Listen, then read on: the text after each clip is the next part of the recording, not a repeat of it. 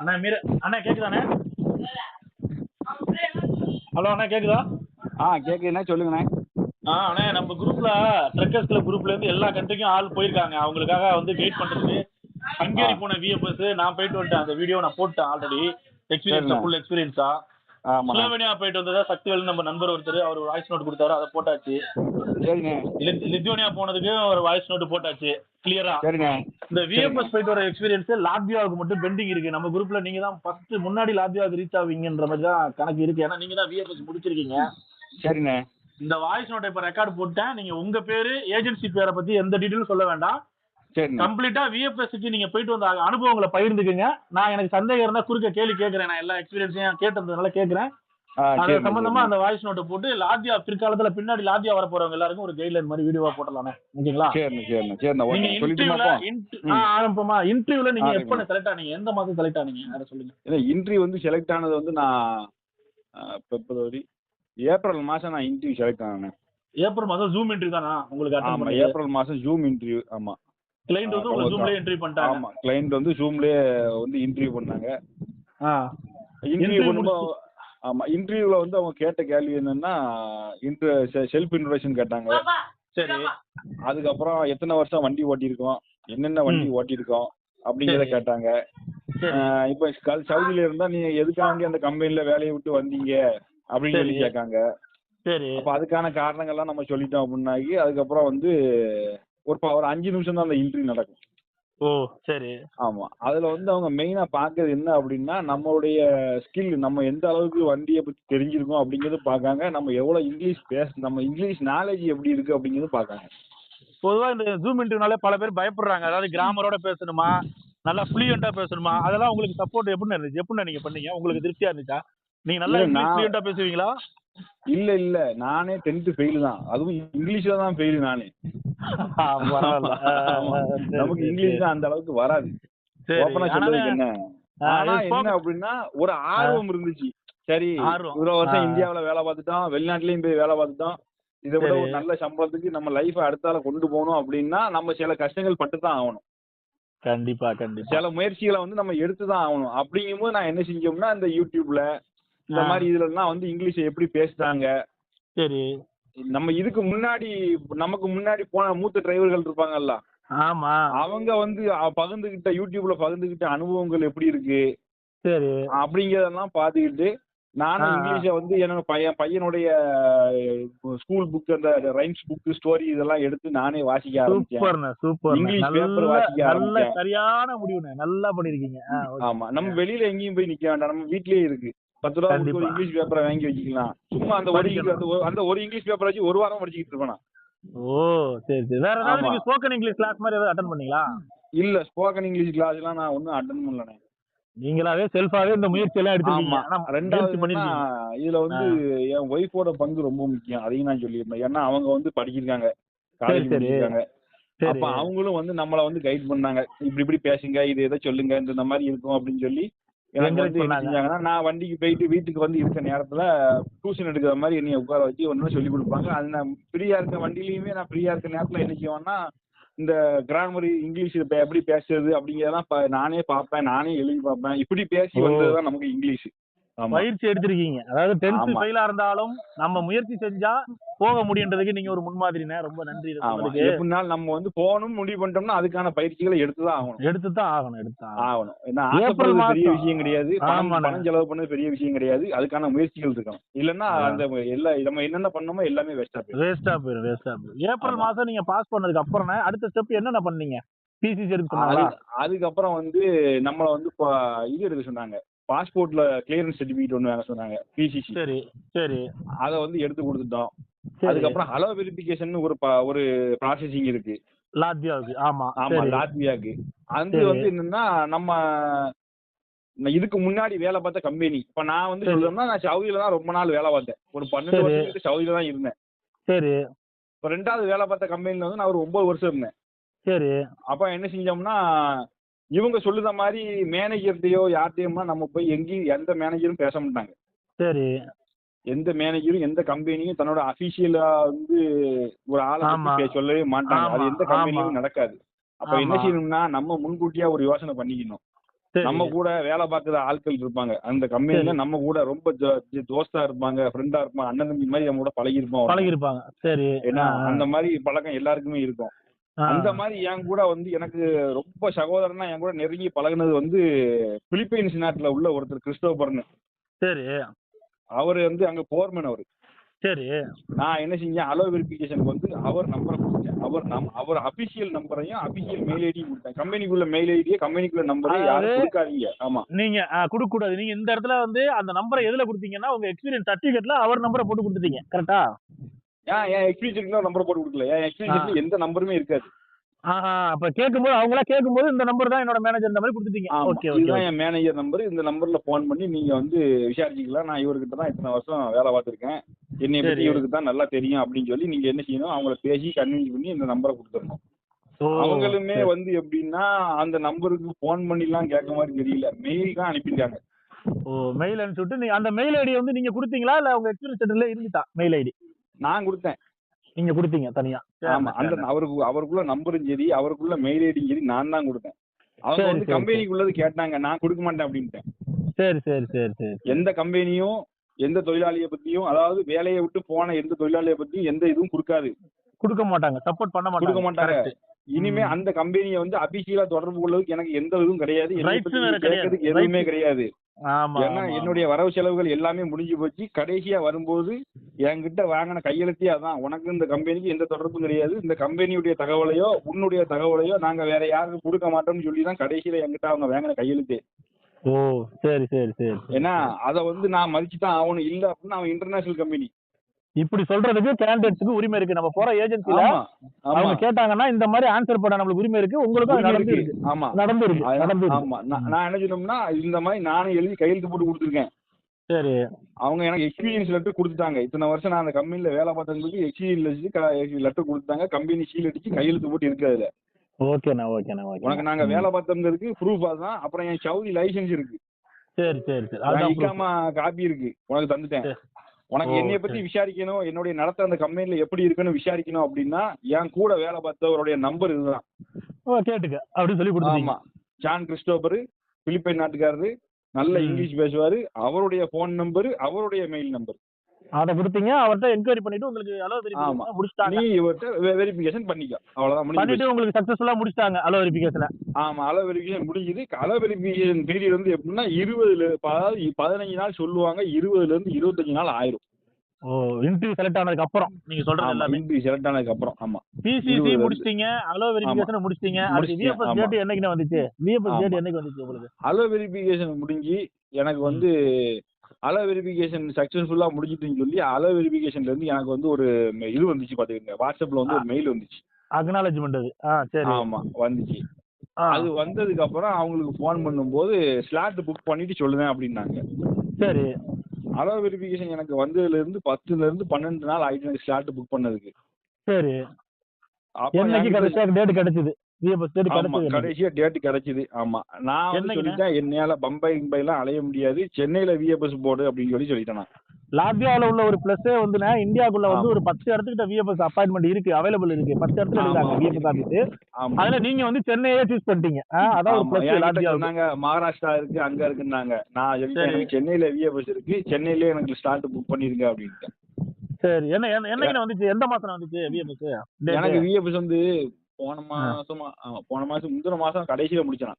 அதாவது கிட்டத்தட்ட ஏப்ரல் லாஸ்ட்ல இன்டர்வியூ அட்டெண்ட் பண்ணீங்க. அப்புறம் பிசிசி அலோ வெரிஃபிகேஷன் எல்லா ப்ராசஸும் முடிச்சு ஸ்லாட் எடுக்கிறதுக்கு கிட்டத்தட்ட ஜூலை ஆயிடுச்சு. அப்ப கரெக்டா ஆயிடுச்சு. ஏன்னா ஸ்லாட் வந்து லாட்வியா ஸ்லாட் ரொம்ப கம்மி தான், அதுவும் மாச கடைசியில தான் புக் ஆகுது. மாச கடைசியில தான் புக் ஆகுது. மே, ஜூன், ஜூலை, ஆகஸ்ட். ஜூலை அதாவது 3.5 மாசம் ஆயிருக்கு. இன்டர்வியூ அட்டெண்ட் பண்ணதுக்கு அப்புறம் 3.5 மாசம் ஆயிருக்கு. 3.5 மாசம் ஆயிருக்கு. ஆமா, விஎஃப்எஸ் முடியுது 3.5 மாசம் ஆயிருக்கு. இப்ப நம்ம சப்ஜெக்ட்டுக்கு முக்கியமான சப்ஜெக்ட் வந்துருவோனே. விஎஃப்எஸ்க்கு உங்களுக்கு என்னென்ன டாக்குமெண்ட் எல்லாம் கொண்டு போகணும்ன்ற சாஃப்ட் காப்பியா அனுப்பிச்சாங்களா உங்களுக்கு ஏஜென்ட் சைடுல இருந்து? ஹார்ட் காப்பியா உங்களுக்கு கொரியர் தான் அனுப்பிச்சாங்களா? அத நான் வந்து சொல்லிடுறேன் சரியா. என்னன்னா நமக்கு வந்து ஒவ்வொரு ப்ராசஸ் நடக்கும் போதும் ஏஜென்சில இருந்து என்ன செய்வாங்கன்னா ஒவ்வொரு டாக்குமெண்ட் கொடுப்பாங்க. உங்களுக்கு வந்து இது சக்சஸ் ஆயிட்டு, இது வந்து ஓகே ஆயிட்டு, இதுதான் உங்களுக்கு ஒர்க் பெர்மிட் நம்பரு, இதுதான் உங்களுடைய அக்ரிமெண்ட் பேப்பரு, ஒர்க் அக்ரிமெண்ட் கொடுப்பாங்க. அதெல்லாம் நம்ம என்ன செய்யணும்னா சைன் பண்ணி நம்ம பேப்பரா எடுத்து வச்சிருப்போம். ஓ சரி. பிஎஃப்எஸ் நடக்கும்போது என்ன செஞ்சாங்கன்னா, என் ஏஜென்சில இருந்து என்னைய கூப்பிட்டு ஒரு 18 பேப்பருக்கு மேல அனுப்பி வச்சாங்க. 18 பேப்பருக்கு மேலனா அனுப்பிச்சு வச்சது சாஃப்ட் காப்பி தான், டாக்குமெண்ட் தான் அனுப்பிச்சாங்க. ஆமா, டாக்குமெண்ட் தான் அனுப்பிச்சாங்க. அந்த டாக்குமெண்ட் என்ன பிடிஎஃப்ல தான் அனுப்பி விட்டாங்க. அதுல என்னன்னா நான் கொடுத்ததெல்லாம் திரும்பி எனக்கு வந்துச்சு. ஓகே, மொத்தமா எடுத்துட்டு போறன்ற ஃபார்மேட் நான் என்னென்ன டாக்குமெண்ட் அவங்களுக்கு கொடுத்தனோ அதை எல்லாம் அவங்களுக்கு திருப்பி அனுப்புனாங்க. அதுல வந்து என்னன்னா ஒரு இன்விடேஷன் ஒன்னு இருக்கும். இன்விடேஷன்னா கம்பெனியோடைய லெட்டர், கேரண்டி லெட்டர், நம்ம தங்குறது இதெல்லாம். ஆமா, அந்த மாதிரி பேப்பர்லாம் அவங்க அரேஞ்ச் பண்ணி தருவாங்க. சரி. அதை வந்து நம்ம என்ன செய்யணும்னாக்கி நம்ம பக்கத்துல இருக்க கம்ப்யூட்டர் சென்டர்ல போய் கலர்ல பிரிண்ட் அவுட் எடுத்து கையில வச்சுக்கணும். தெளிவா இருக்க மாதிரி எடுத்து வச்சுக்கணும் கையில. கலர்ல எடுத்து வச்சுக்கணும். ஆமா, கலர்ல எடுத்து வச்சுக்கணும். ஒரு காப்பி எடுத்து வச்சுக்கணும். வேணா சேஃப்டிக்கு வேணா 2 காப்பி எடுத்து வச்சுக்கலாம். நான் 2 காப்பி தான் எடுத்தேன். ஓ சரி சரி சரி. பேங்க் ஸ்டேட்மெண்ட் கேட்பாங்க. பேங்க் ஸ்டேட்மெண்ட்டை மட்டும் நீங்க என்ன செய்யணும்னா உங்க பிரான்ச்ல போய் வாங்கி மேனேஜர் கையெழுத்து வச்சு சீல் பண்ணி நீங்க வாங்கிடணும். ஏன்னா நான் வந்து அதை நெட்ல எடுத்துட்டு போய் அதை எடுக்க மாட்டேன்ட்டாங்க. ஓ நெட்ல எடுத்துட்டு போனா விஎஃப்எஸ் ஆபீஸ் உள்ள அதை அக்செப்ட் பண்ணல. அது அக்செப்ட் பண்ணல, சென்னையில அக்செப்ட் பண்ணல. ஆனா நான் ஏஜென்சிக்கு அங்க வச்சு போன் பண்ணேன். நீ இந்த மாதிரி சொன்னீங்களா நெட்ல எடுக்கலாம்னு சொல்லி, இங்க அக்செப்ட் பண்ண மாட்டேங்கிறாங்கன்னா அவங்க சொன்னாங்க டெல்லி மும்பைலாம் இந்த மாதிரி தான் நாங்க கொடுத்துக்கிட்டு இருக்கோம், சென்னையில ஏன் இப்படி பண்ணாங்கன்னு தெரியல அப்படின்னு சொல்லி அவங்க சொல்லிட்டாங்க. சரி. அப்புறம் நாங்க வெளியில போய் அங்கங்கன்னு அலைஞ்சு என்ன செஞ்சேன், எங்க பேங்க்கு போன் பண்ணி, அப்புறம் அவங்க இந்த பேங்க்ல தேனாம்பேட்டை பேங்க்ல ரெக்வஸ்ட் பண்ணி, அதுக்கப்புறம் அதெல்லாம் சீல் பண்ணி எனக்கு கொடுத்தாங்க. ஓ ஆமா, அதனால வந்து அது வந்து ஒரு சிரமமாயிரும். அதனால நீங்க போகும்போது என்ன செய்யுங்க, உங்களதெல்லாம் சீல் பண்ணி வாங்கிட்டு போயிருங்க.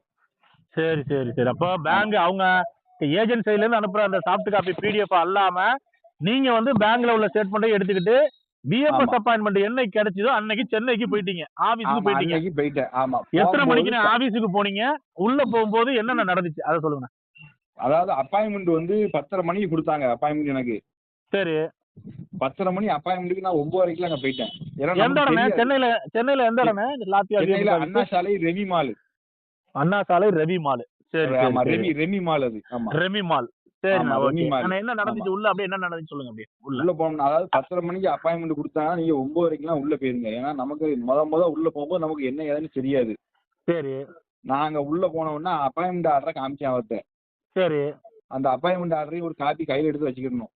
சரி. அவர்கிட்ட காமிச்சேன். அதை பார்த்துட்டு 10:30 மணிக்கு தான் உங்களுக்கு அப்பாயின்மெண்ட், 10 மணிக்கு நான் உள்ள அனுப்புவேன்னு சொல்லிட்டாரு. 10 மணிக்கு உள்ள போனேன். உள்ள போன உடனே எந்த நாட்டுக்குன்னு சொல்லி வாசல்லே கேட்பாங்க.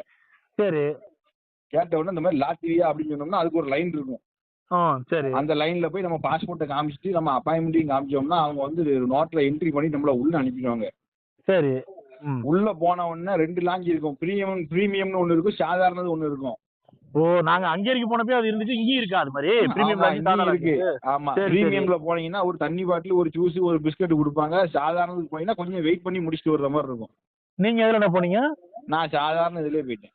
சாதாரண அது நம்ம சூஸ் பண்றதா? சாதாவா பிரீமியமா நம்ம சூஸ் பண்றதா இல்ல ஏஜென்ட்ல எடுக்கிறதா? நம்ம சூஸ் பண்ணதுதான். ஓகே, சரிண்ணே. உள்ள போயிட்டு என்ன நடந்துச்சு சொல்லுங்க. உள்ள போன உடனே என்ன செய்வாங்கன்னா டோக்கன் கொடுப்பாங்க. சரி. அந்த கவுண்டர்ல டோக்கன் கொடுப்பாங்க. அந்த டோக்கனை வாங்கிட்டு அது எத்தனை நம்பர் கவுண்டர் தான் அங்கவே உட்கார்ந்துடணும். சரி. உட்கார்ந்ததுக்கு அப்புறம் வருஷப்படி நம்மள கூப்பிடுவாங்க. விஎஃப்எஸ் கவுண்டர்ல இருந்து கூப்பிடுவாங்க. ஆமா, விஎஃப்எஸ் கவுண்டர்ல இருந்து. ஆமா, அந்த கவுண்டர் முன்னாலே அந்த கவுண்டருக்கு முன்னாடி நம்ம உட்கார்ந்துருப்போம். சரி. அவங்க அந்த கவுண்டர் நம்பர் வந்த உடனே நம்ம டோக்கன் நம்பர் நம்ம பேங்க்ல சொல்லுது 1314ன்னு சொல்லுது. ஆமா, அது மாதிரி கூப்பிடுவாங்க. அத மாதிரி சொல்லும். அத நம்ம கனெக்ட் பண்ணி என்ன செய்யணும், அந்த கவுண்டர்ல போய் நின்றணும். சரி. ஓகே. நின்னதுக்கு அப்புறம் நம்ம டாக்குமெண்ட் பூரா அவங்க கேட்பாங்க, கொடுக்கணும். ஓ, ஏஜென்ட் சைடுல இருந்து நம்ம இந்த ஒரு செட் ஜெராக்ஸ் எடுத்துட்டு போனோமே, அது பேங்க் ஸ்டேட்மென்ட் எல்லாத்தையும். ஆமா, பேங்க் ஸ்டேட்மென்ட், போட்டோ எல்லாம் கொடுத்து எடுத்து பண்ணனும்ல, அதெல்லாம் அவங்க கிட்ட கொடுக்கணும். சரி. அவங்க கிட்ட நீங்க தமிழ்லயே பேசலாம். தமிழ் ஸ்டாஃப் இருக்காங்க சென்னைன்றனால, தமிழ்நாடுன்றனால. முக்காவாசி தமிழ் ஸ்டாஃப் தான் அங்க இருக்கவங்க பூரா பேருமே தமிழ் ஸ்டாஃப் தான். ஆனா எனக்கு வந்து நான் ஹங்கேரி போனப்ப வந்து பாம்பேன்றனால மேக்ஸிமம் ஹிந்தி ஸ்டாஃப். ஆனா ஹங்கேரியிலயும் பாத்தீங்கன்னா ஒரே ஒரு தமிழ் ஸ்டாஃப் இருந்தாங்க சப்போர்ட்டிங். சரி, ஓகே, சொல்லுங்க சொல்லுங்க. எல்லாரும் தமிழ் ஸ்டாஃப் இருந்தாங்க. நீங்க போய் அவங்க கிட்ட தமிழ்லயே பேசலாம். நான் தமிழ்ல தான் பேசினேன். ஆமா, சரி. சொல்லுங்கண்ணே. டாக்குமெண்ட்டை பூரா கொடுத்துட்டு அந்த பேங்க் ஸ்டேட்மெண்ட் மட்டும் எனக்கு கொஞ்சம் இதா இருந்துச்சு. அதை நான் சரி பண்ணி கொடுத்த உடனே அவங்க சொன்னாங்க 1 மணிக்குள்ள கொண்டு வந்து கொடுத்துருங்க அப்படின்னு சொல்லி சொன்னாங்க. எல்லாம் கொடுத்து முடிஞ்சுதுங்க. ஓ, அதாவது நீங்க இப்ப பேங்க் ஸ்டேட்மெண்ட் சொல்றது நீங்க சீல் போடாம வாங்கிட்டு போனதால உடனே ஆமா நீங்க அப்புறம் அங்க இருந்து லோக்கல்ல சென்னை பிரான்ச்ல உள்ள அதே பேங்க்ல போயிட்டு அதை ப்ரிப்பரேஷன் பண்ணி கொண்டாந்து 1 மணி கிலோ திரும்பி கொடுத்துட்டீங்க. ஆமா ஓகே. திருப்பி கொடுத்துட்டேன். அதனால எனக்கு லேட் ஆச்சு. இல்லைன்னு வைங்களேன், அங்க 3/4 மணி நேரத்துக்கு வேலை தான் உள்ளுக்க. உள்ள டாக்குமெண்ட் எல்லாம் கொடுத்தோன்னா அடுத்து தம் பிரிண்ட் அனுப்பிச்சாங்களா? அதை பத்தி சொல்லுங்க. அதுக்கு என்ன ஆமா நடந்துச்சு? அது வந்து என்னன்னா, இங்க வந்து லாட்சியாக்கு தம் பிரிண்ட் கிடையாது, போட்டோ மட்டும்தான். ஓ, நாம ஃபிங்கர் பிரிண்ட் வைக்க வேண்டியது இல்லையா? ஃபிங்கர் பிரிண்ட்லாம் இல்ல, போட்டோ மட்டும்தான். ஐயோ, பரவாயில்லையே, இது ஆச்சரியமா இருக்குண்ணே எனக்கு. ஆமா சரி நான் போய் போட்டோ மட்டும்தான் எடுத்தேன். போட்டோ எடுத்து முடிச்சுட்டு நம்மள வந்து எந்த கவுண்டர்ல இருந்து வந்தோமோ அந்த கவுண்டருக்கு போக சொல்லுவாங்க. சரி அந்த கவுண்டருக்கு போனோம்னா அவங்க ரிசிப்ட் லெட்டர் ஒன்று கொடுப்பாங்க. சரி. அதை கொடுத்துட்டு கவுண்டர்ல ஒரு 3200 ரூபா கட்ட சொல்லுவாங்க. கவுண்டர்ல 3200. ஆமா அதை கட்டிட்டு அந்த பில்லை கொண்டு வந்து திருப்பி அவங்க கிட்ட கொடுத்தோம்னாக்கி சரி. அவங்க வந்து என்ன செய்வாங்கன்னா ஒரு டேட் கொடுப்பாங்க நம்ம கிட்ட. அதுல இருந்து ஒரு வாரம் கழிச்சு. எதுக்குண்ணா அந்த டேட்டு? அந்த டேட் எதுக்குன்னா நம்மள வந்து அந்த லாட்வியா இருக்கக்கூடிய எம்பசி இருக்குல்ல, லாட்வியன் எம்பசி, லாட்வியா இருக்க எம்பசில வந்து நம்மள வந்து இன்டர்வியூ பண்ணுவாங்க. அந்த எம்பசி கவுன்சிலர் வந்து உங்களை என்ட்ரி பண்ணுவாரு. உதாரணமா இப்போ லித்யோனியா போயிட்டு வரவங்களுக்கும் அதுக்கப்புறம் இந்த மாதிரி நடக்குது. ஸ்லோவனியா போறவங்களுக்கு அங்கேயே நடந்துருது, போகும்போதே நடந்துருது நேரடியாவே. அது மாதிரி உங்களுக்கு 1 வாரம் கழிச்சு. Okay okay. எனக்கு வந்து 1 வாரம் கழிச்சு ஒரு அப்பாயின்மெண்ட் கொடுத்தாங்க. அதுக்கு இதே மாதிரி 11, அதாவது 11:30 மணி அப்பாயின்மெண்ட். நான் 11 மணிக்கு போனேன், உட்கார்ந்துருந்தேன். ஆனா எனக்கு வந்து இன்டர்வியூ நடந்து 1:30 மணிக்கு தான் நடந்துச்சு.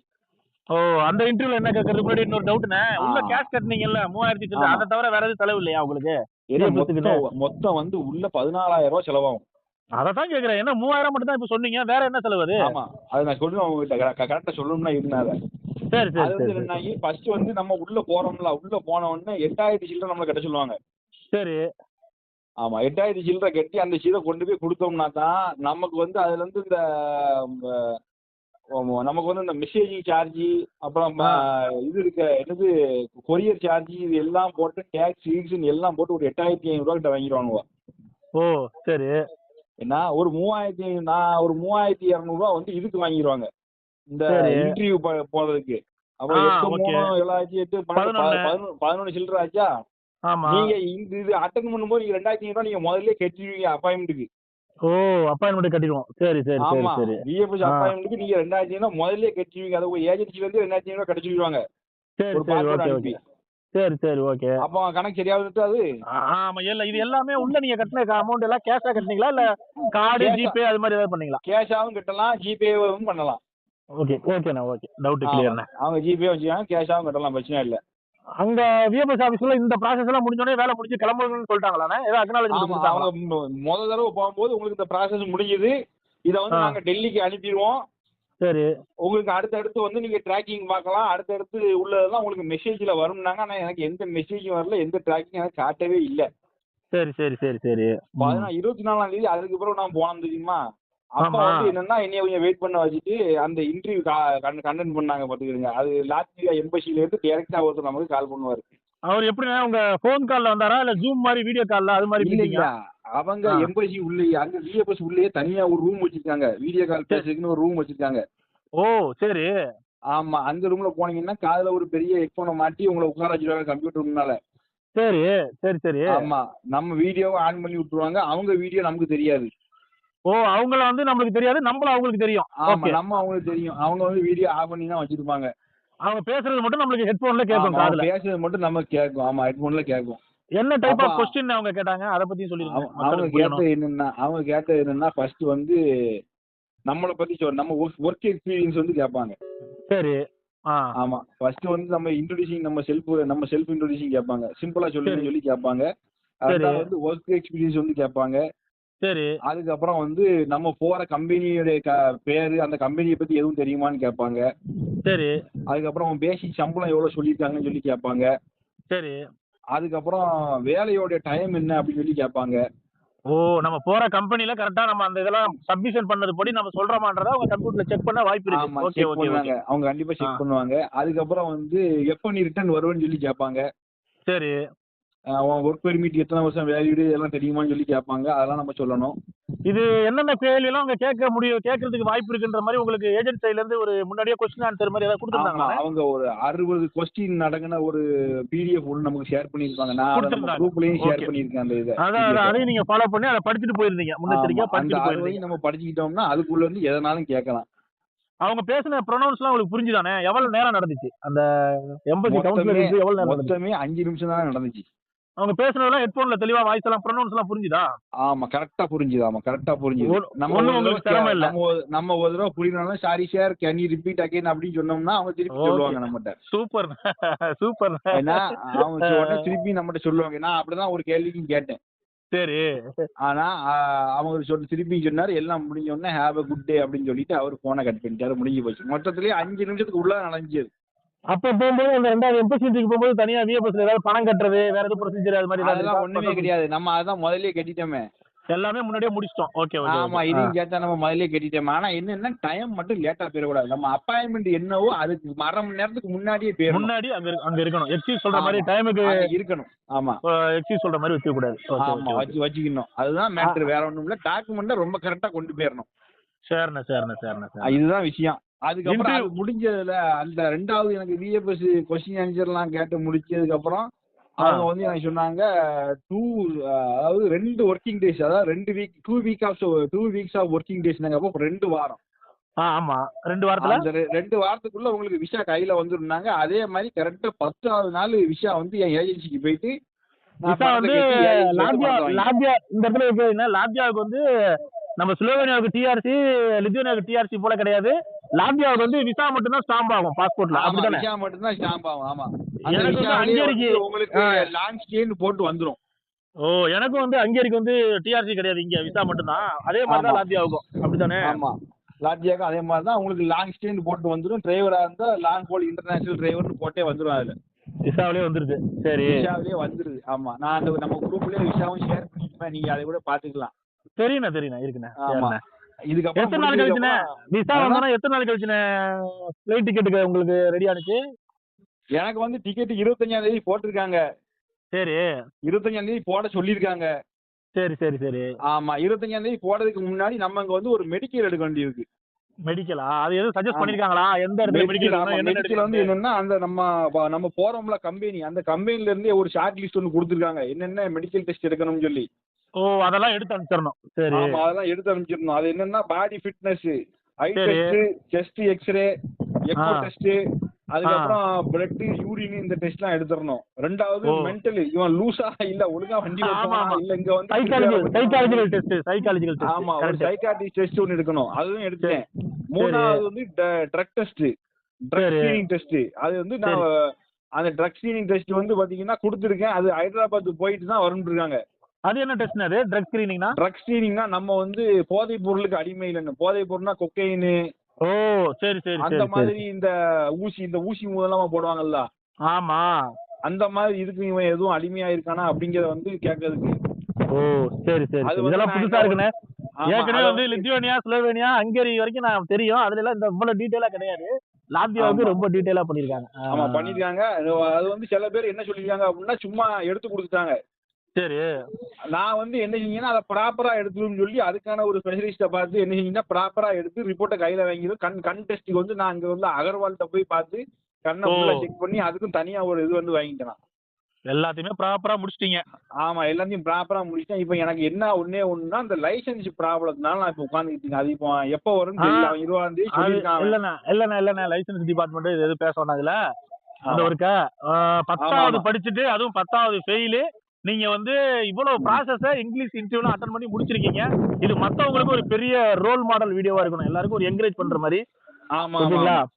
ஏப்ரல் மாசம் தொடங்கின உங்க ஜேர்னி, இன்டர்வியூல பாஸ் பண்ணி தொடங்கின ஜேர்னி செப்டம்பர் மாசம் ஃளைட் டிக்கெட் போட்டாச்சு கன்ஃபார்மா?